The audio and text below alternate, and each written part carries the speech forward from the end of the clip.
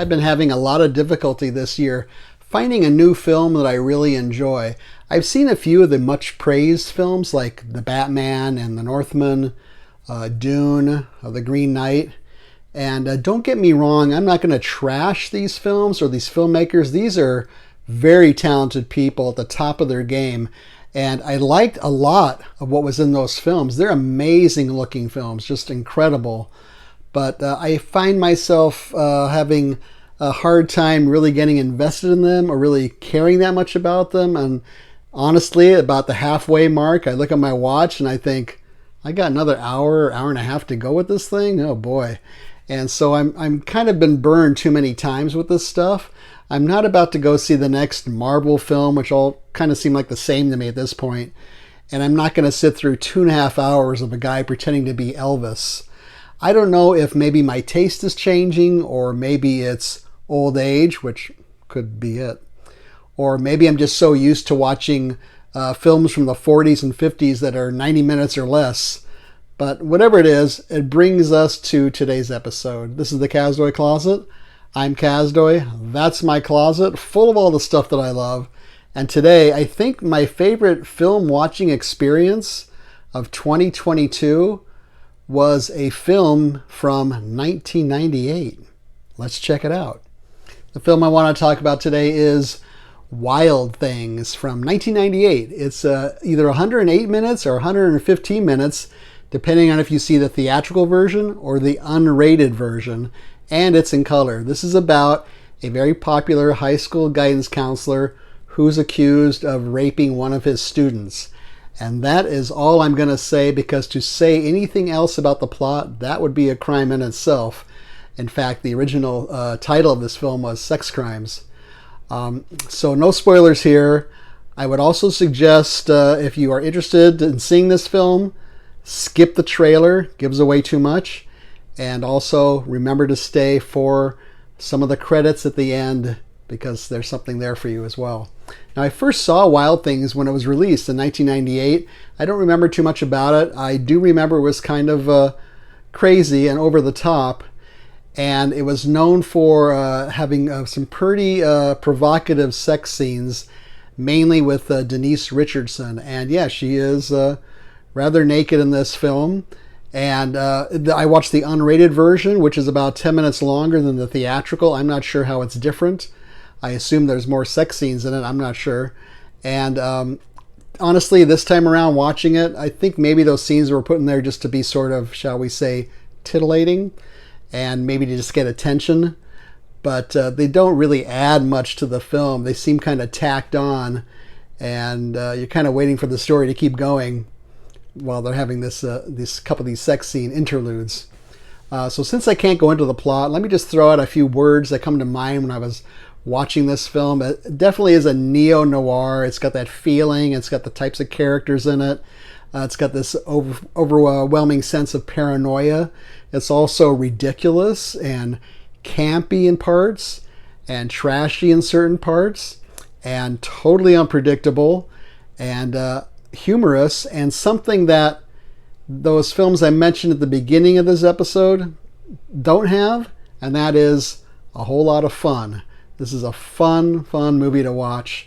Let me just say this. You have two supporting roles, one by Bill Murray, one by Robert Wagner, and it's among the best stuff those two guys ever did. There are four main characters. You have Matt Dillon playing the guidance counselor, and I really like Matt Dillon. I'm liking him more and more. He makes some interesting choices for films, I think. It also stars Kevin Bacon, who's always great, and he is a detective. And apparently the other actors were reluctant to sign on to this film until they learned Kevin Bacon was signing on and was one of the producers. So they thought, well, Kevin Bacon's doing it, it's not going to be a piece of junk. So Kevin Bacon's in there. Neve Campbell, she does not appear naked, Neve Campbell, because she was still in the show Party of Five when this was being filmed, and part of her contract was she can't be naked in any film, because I guess Party of Five was like a family show. And then Denise Richardson, like I mentioned before, they're all very, very good. There's a fifth character, and that's the setting, Florida, with all its seaminess and all its swampiness and its people living in very poor environments and people living in mansions and just everything. It oozes Florida. It's steamy, it's sweaty, and there's a lot of water and there's a lot of alligators. The direction is by John McNaughton, top notch. He directed Mad Dog and Glory with Bill Murray, and he directed Henry, Portrait of a Serial Killer. The cinematography is great.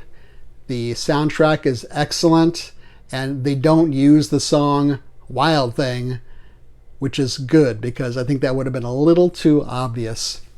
So, I know I can't say much about this, but I do recommend it. My rating for this is going to be 5 gators out of 5. I was kind of going between 4.5 and 5 because I don't get 5 very often, but it was just such a fun watch, and it's something you want other people to see, I think, but not for kids. So what's on this disc? This is an Arrow disc. It's a fairly new release, and it's got some extra things in it. First of all, let me just say the visual quality is outstanding. The audio quality is fine. Let's take a look at some of the extras. First of all, you get this very nice, sturdy box. There's the back with one of the gators. So a lot of feeling of predators in this setting, human and non-human. There is a perfect bound booklet that's about 60 pages long. It's got some photos from the film and has 2 main essays. One is about shooting in Florida, and one is about sort of sex thrillers from the 90s. You have a 2-sided poster.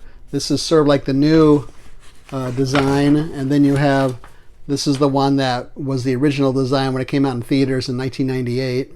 You have the Blu-ray, of course, and the reversible artwork. I put the original artwork up there, and it has a few extras. It has some commentary tracks, which I did not listen to. It has about a 30-minute piece with the director, John McNaughton, which is very, very good, and he talks about everything from the writing of the script to casting the people to shooting in Florida and how interesting that was. And there is an interview with Denise Richardson as well. And then you have a few postcards showing scenes from the film.